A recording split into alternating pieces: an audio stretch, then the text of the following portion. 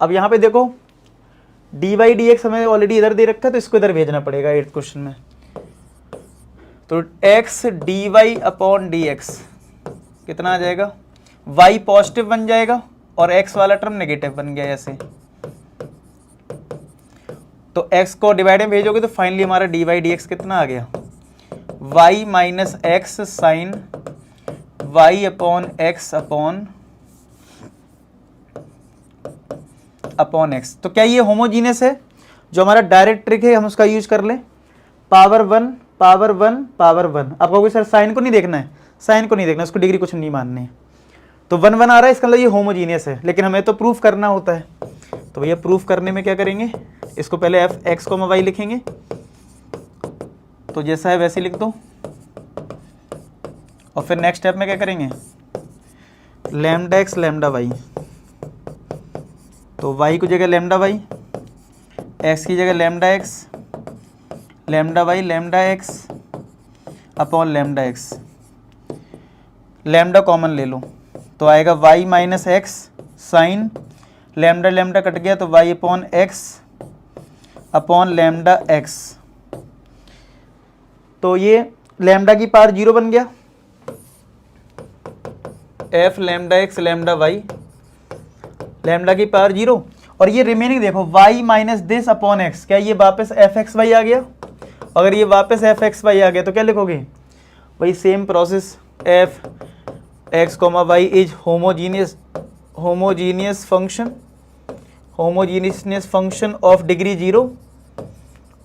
Zero, so this is homogeneous differential equation. कैसी equation है? Homogeneous differential equation. Note कर लो, मैं साइड हो जा रहा हूँ, फिर हम इसको सॉल्व करते हैं। ठीक है, सॉल्व करने का प्रोसेस क्या है?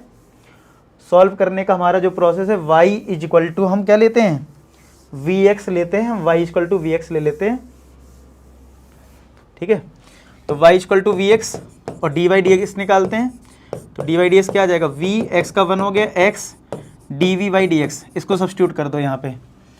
तो dy dx के लिए ये रख दो, तो v plus x dv by dx is equal to y की value vx minus x sine, y की वैल्यू vx अपॉन x।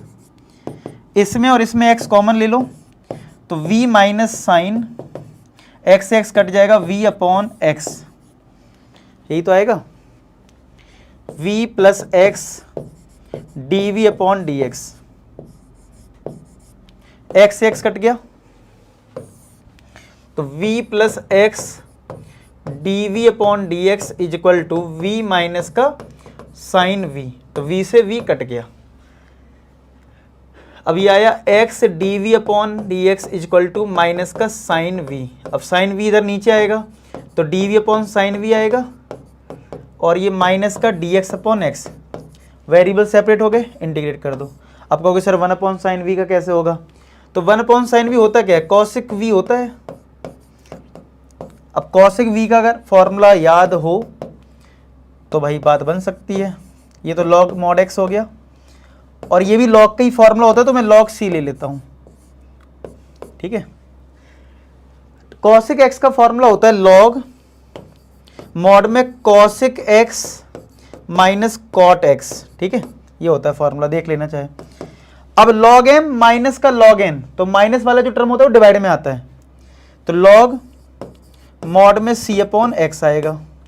दोनों के log हटा दो, इतना पहले नोट कर लो। ठीक है, मैं चेक कर ले रहा हूँ क्या आंसर इसी फॉर्मेट में कुछ आ रहा है। 1 माइनस कॉस, ये तो आ जाएगा कॉस अपॉन साइन, हाँ आ जाएगा। नोट करो, तो log log हट जाएगा दोनों का, तो ये आ जाएगा कॉसिक v माइनस का cot v equal to log हट गया यहाँ पे भी c बाई एक्स। अब v क्या होता है, y अपॉन एक्स होता है, या पहले साइन कॉस में पहले देखो आंसर आप यहां से ये भी छोड़ सकते हो, बड़ी मतलब आप अपना आंसर ऐसे भी छोड़ सकते हो, cosec y upon x minus cot y upon x is equal to c by x. आप अपना आंसर ऐसे भी छोड़ सकते हैं, लेकिन आंसर साइन कॉस में दे रखा है, इसीलिए मैं सिंप्लीफाई कर रहा हूं, लेकिन आप अपना आंसर वैसे यहाँ पे छोड़ सकते हैं सब्जेक्टिव क्वेश्चन में, ठीक है, कोई दिक्कत वाली बात नहीं है। लेकिन मैं साइन कॉस में चेंज कर रहा हूँ क्योंकि आंसर साइन कॉस में है, ठीक है। और मेरे मुँह से आपने बहुत बार सुन लिया होगा कि हम आंसर लाने के लिए आपकी कैलकुलेशन को इसलिए कर रहे हैं, आंसर ला रहे हैं जिससे कि आप ये कह पाओ कि हमारा क्वेश्चन बिल्कुल सही सॉल्व हुआ था। आंसर मैच नहीं करेगा तो आप कॉन्फिडेंस नहीं आएगा आपका, इसलिए आप पेपर में ऐसे भी छोड़ोगे, कोई दिक्कत वाली बात नहीं है सब्जेक्टिव में। तो कॉसेक क्या होता है 1 अपॉन साइन, कॉट क्या होता है cos upon sine equal to c by x. तो साइन भी अगर एलसीएम ले लें तो ये आएगा 1 minus cos v equal to c upon x. तो 1 minus cos v cross multiply कर रहे हैं, x को यहाँ मल्टीप्लाई कर लिया गया बुक में आंसर जो है, और c इंटू साइन वी। अब v की वैल्यू पुट कर दी है तो x 1 minus cos y upon x c sine y upon x. आप चेक कर लो, यही बुक में आपका आंसर है, ठीक है, आया समझ में। तो आंसर हम मैच करवाने के लिए ऐसा कर रहे हैं, आपने देखा होगा इंटीग्रेशन जब से आप पढ़ रहे हो, और ये बहुत बड़ा चैलेंज होता है। मैं देखता हूँ बच्चे बड़े परेशान रहते हैं, और मैं चाहता हूँ कि आप लोग परेशानी से बचें, आपको पूरी तरह से मज़ा आ जाए, मतलब ऐसा, मतलब मेरा टारगेट है इसको पूरा करवा